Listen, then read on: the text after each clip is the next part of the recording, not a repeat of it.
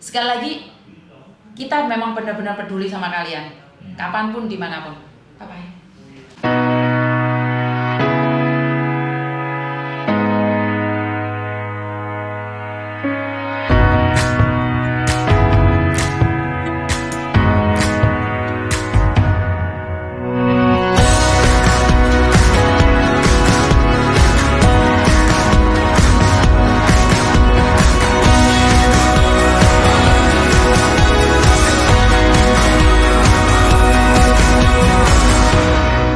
Selamat pagi, dan hari ini saya juga membahas hal yang penting terhadap tuntutan majikan karena mbak-mbaknya itu memback out atau membatalkan kontrak. Lagi piye, Bos? Sampean kan staf iki. Ngono-ngono iku kasus ini piye menurut diri? Ngeluh, kasus ini nggak kayak ngeluh. Kasus back out anak-anak. Ya tadi masalah back out dan dituntut sama majikan. Iki piye iki ceritanya?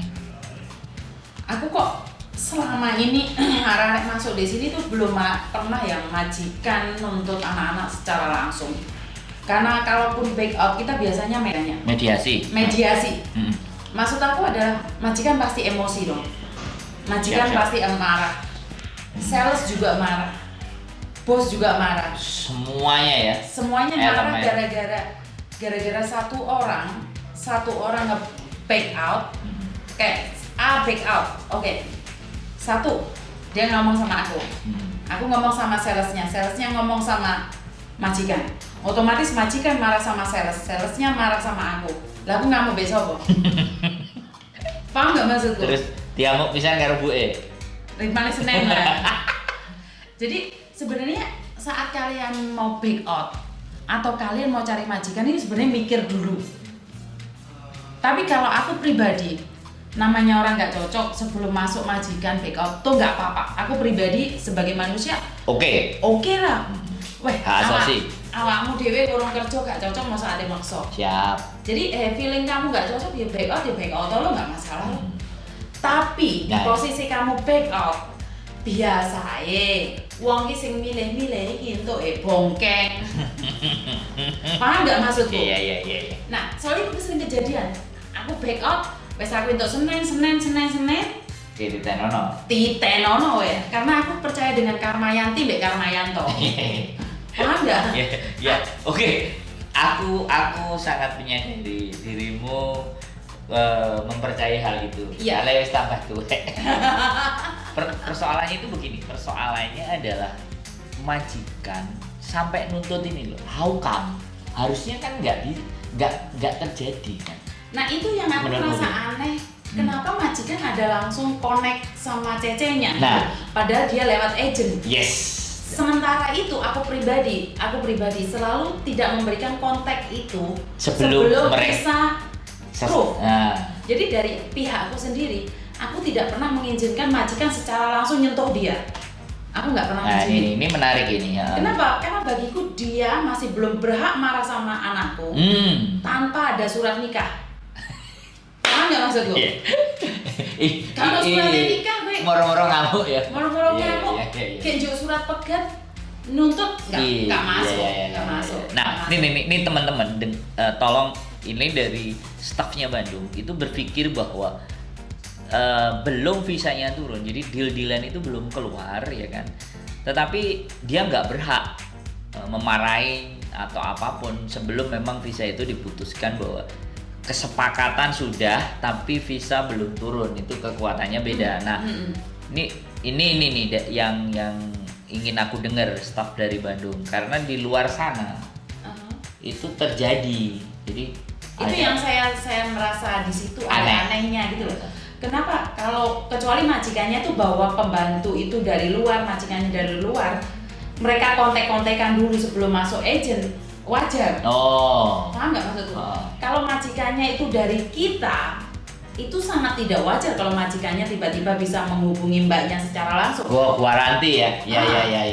Masuk akal logis. Bagiku nggak masuk akal deh situ. Setuju. Cuman kan aku tidak berhak untuk berbicara dengan agent lain. atau menengahi mereka. Ya itu urusannya mereka. Nggak ada hubungan sama aku. Kita bicara yang di sini kita. Intinya di sini, kalau kalian dapat majikan sendiri, bawa majikan sendiri dari luar masuk ke sini, kemudian ada problem. Nah. Kita Nah. gini, Pak, aku nggak kenal majikannya. Iya. Sekali lagi, bukan aku nggak bertanggung jawab, tidak. Saya akan tetap bertanggung jawab standar tanggung jawab saya. Cuman masalahnya majikanmu lah mau boleh dhewe. Aku cuman proses. Salahku nanti. Ya, garis bawahnya di situ ya. Garis bawahnya di situ. Selama majikan dari kita, maka kita 100% responsibility terhadap apa yang akan terjadi. Iya. Tetapi ketika majikan itu kalian membawa sendiri, Kita nggak tahu siapa mereka. nah di situ persoalannya. Di situ Benar. persoalannya bahwa bisa jadi ya logika tadi ketika dituntut.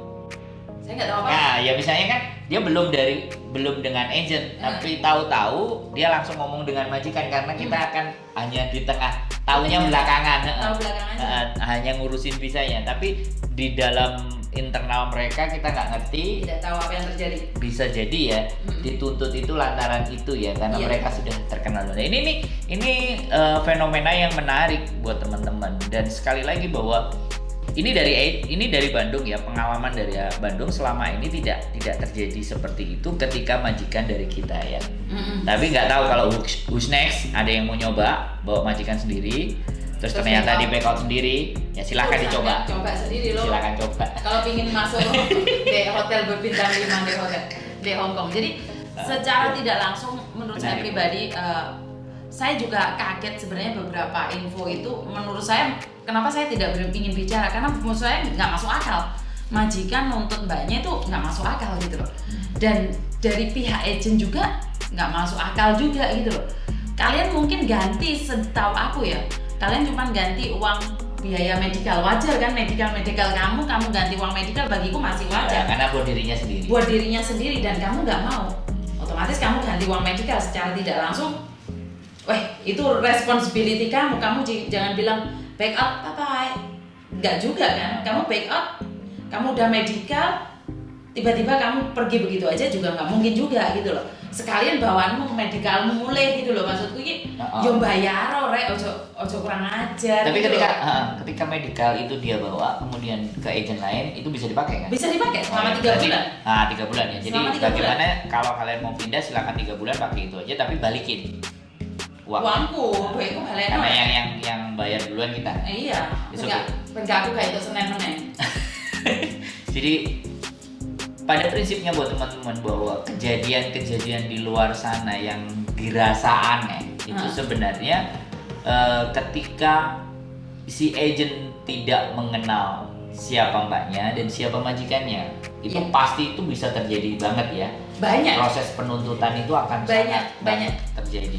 Makanya anak-anak kalau dari luar kenal majikan dari Facebook atau apapun, mereka bawa ke Bandung sini ya, mereka pasti nanyain, dan aku selalu kasih tahu mereka resiko-resiko tertentu. Dimana, aku dapat majikan sendiri, bawa majikan dewi untuk bonus orang rasa takut aku itu. Masalahnya kenapa kamu dapat majikan sendiri dan nggak enak, ada masalah, kita nggak bisa 100%. Ya, Nggak bisa tas. menyentuh langsung majikan, karena majikan bilang, ini lo pembantunya yang nyari aku sendiri. Who are you? You just only help me processing the contract. Mampus lah. Ya, dari situnya aku selalu ngingetin Mbak, kamu yakin dapat majikan ini? Oh iya yang kenalin adikku, kakakku, mbahku, pacarku, terserah. Tapi pada akhirnya, menarik. pada akhirnya kebanyak kejadian direct hire, 70% itu gagal. Konfliknya banyak. Kenapa? Karena mereka kenalnya di Facebook, terus habis itu mereka part time. Karena seseorang yang dipartemin sama seseorang yang asli itu beda. Ya. Saat part time PHP kayak raja, ratu, bahasan masuk dari babu. Paham nggak maksudku? Ya. Lebih parah dari seseorang yang dari agent. Kalau kita dari agent kan mereka hahe, merasa sedikit malu. Wih, boleh agent piye. Lebih bagus tuh kalau teman kita ngenalin ke temannya. Kalau majikan nggak bagus, otomatis kita di satu grup majikan itu jadi obrolan. Yes. Jadi bagusnya di situ. Sekali lagi banyak majikan di luar sana, kalian berhak memilih. Dan agent juga nggak garansi majikan itu bagus. Nggak ada majikan yang bisa digaranti bagus. Aku nikah aja cerai, padahal pacaran bertahun-tahun. Sopo sing iso garansi seseorang itu bagus? Nggak ada. Tapi kita mencoba untuk memperbaiki dari dua sisi. Paham nggak? Kalau majikan nggak bagus, di mana nggak bagus? Ayo ngomong sama agent. Di situ agent akan ngomong sama majikan. Jadi seimbang. Nah, jadi alurnya bahwa ketika majikan datang dulu ke agent, nah itu 100% bisa kita pastikan untuk memediasi agar jadi lebih baik hubungannya ya. Tapi ketika majikan itu dengan mbaknya itu di luar tanpa ada kita, di situ yang ketika ada konflik yang kebanyakan masalahnya agak sedikit kita agak susah ya, karena dia nggak nyari kita kan. Iya, karena dia nggak masuk ke kita kan. Karena kebanyakan majikan kalau dia dapat pembantu dia sendiri di luar, dia selalu bilang, aku udah kenal dia seperti ini seperti itu. Oke. Waktu tanda tangan kontrak otomatis kita udah nanya Mbak udah ya oke ya. Wes oke ya. Giliran visa keluar ternyata keluar masih ada itu WhatsApp-nya. Cek kok ada. Yang namanya siapa kemarin? Aku lupa. Markona lah. Dia bilang cek kenapa nggak sesuai dengan perjanjian. Sebentar. Maksudnya perjanjian apa? Dia ngomongnya aku cuma jaga orang tua aja. Enggak kok di kontrak ditulis 5 orang. Enggak champion janjinya Mbak aku mak jago wong tua siji. Saya tidak tahu, karena di kontrak yang aku lihat yang kalian tanda tangan 5 orang. Loh, wong biyen interviewnya di sopo? Aku orang di omai dhewe, lawakmu semua orang di omai dhewe dihapusi apa meneh aku? Paham enggak? Ya, menarik ini. Iya, ini jadi contoh. Bener. Paham enggak maksudku? Deal-dealan mereka surat dari kita. Masuk ke kita. Surat ke kita. Kemudian mereka komplain ke kita. Terus aku salahin nanti. Tak itu. Itu dino Senin. Teman-teman, ini yang sebenarnya dari makhluk ini ketika saya ajak omong ini karena ada juga buktinya gitu loh. Jadi pembelajaran buat teman-teman sekali lagi bahwa ketika kita ngobrol dengan staff, apalagi staffnya Bandung, saya soalnya udah tahu lama, jadi dia melihat sebuah persoalan itu di mana gitu loh. Nah kalau teman-teman kembali lagi deal-dealan nang omah, suratin nang awake dhewe, kita nggak ngerti deal-dealannya piye, kita hanya yang didasarkan di tulisan. Surat, hitam di atas putih aja. Karena majikan ini dalam garis bawah bahwa majikan kalian yang bawa sendiri, kalian yang kayak gini. Jadi please juga pada saat perjanjian itu kalau kalian bawa sendiri dudukkan di sini biar kita juga jadi saksi ya kan. Bener. Kenapa waktu itu ada seseorang yang renew ya, anak ini dari Facebook ya, dia kenal aku dari Facebook, dia cari aku di Facebook, habis itu dia renew ke aku. Nah saat itu aku menanyakan dengan anaknya bahwa kontrak udah tak ketik kontraknya sesuai dengan kontrak lama. Cuman kan aku harus ada bukti bahwa di rumah itu memang ada 2 orang. Aku minta informasi ke majikan. Majikan saat itu bilang apa? Tidak pernah ada agent yang menanyain informasi sedetail ini. Oh iya. Otomatis sebagai agent aku kaget. Gak mungkin, aku kerja 10 tahun di agent satu, aku pasti nanyain detail ini. Iya, supaya semuanya bisa tercover ya, kita sampai tahu detail-detailnya. Kenapa? Dia renew, pakai job aku. Kalau ada masalah, yang dicari duluan, kita. Aku. Jadi otomatis aku harus, dan majikannya bilang, gak apa-apa pindah agent. Terus aku bilang sama mereka, gak apa-apa Mbak pindah agent. Sekali lagi kamu renew ke aku gak dapat uang. Aku juga gak rugi. Tapi yang rugi kamu. Satu, kamu nggak tahu apa yang ada di dalam kontrak itu karena kamu tidak membaca. Dan aku membacanya. Karena kamu cari aku dari Facebook. Aku bukan cari nama, tapi aku harus mempertahankan diri aku sendiri. Karena aku selalu bilang bahwa aku akan menjaga kalian. Tapi pada kenyataan kalian dari Facebook cari aku nggak peduli. Gara-gara aku ngapusi kan. Jadi karena dia dapat aku dari Facebook, aku detail. Terus majikan telepon, kenapa gitu? Aku explain sama dia. The worst scenario, ini helper masih marahnya ke aku. Nggak mungkin marah ke orang lain, karena dia taunya aku. Terus majikan baru ngasih data. Karena aku harus sesuai dengan kontrak, dengan imigrasi. Pertanyaan saya, kalau dia marah di tempatmu, lah kamu ya bisa tambah murah-marit lah. Betul kok sikat meneh? Yo enggak, dia kan kenal enggak ya, tapi aku nggak pingin orang marah karena ada rasa masalah. Enggak, maksud saya kan dirimu mencoba meluruskan hal kan, memfikskan bahwa memang orangnya sekian, sekian. Nah kemudian majikan tidak terima, Makanya aku bilang ambil uangnya dan pergi. Ambil uangnya dan kertasnya balikin ke aku karena kertasnya balikin ke aku, ambil uangnya pergi. Aku nggak ada masalah. Karena bagiku sekali lagi aku nggak dapat apa-apa, kenapa aku harus mempersulit diriku sendiri? Kalian nggak berhak marah sama aku.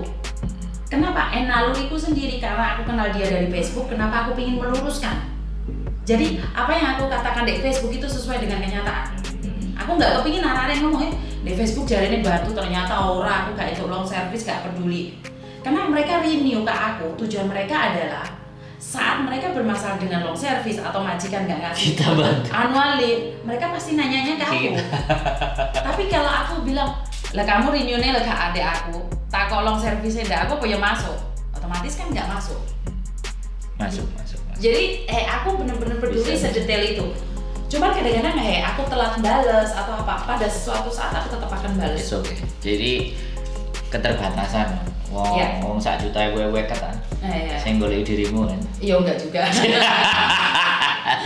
Jadi buat teman-teman sekali lagi bahwa kita dudukkan sebuah persoalan di mana ketika ada kasus itu latar belakangnya kayak gimana, awalnya juga bagaimana, ini harus kompleksitas ya, harus benar-benar ditelaah dan teman-teman bisa pinter. Kalau pada prinsipnya, mohon maaf saya ngomong sekali lagi, negara kita itu menyerahkan ke pihak swasta.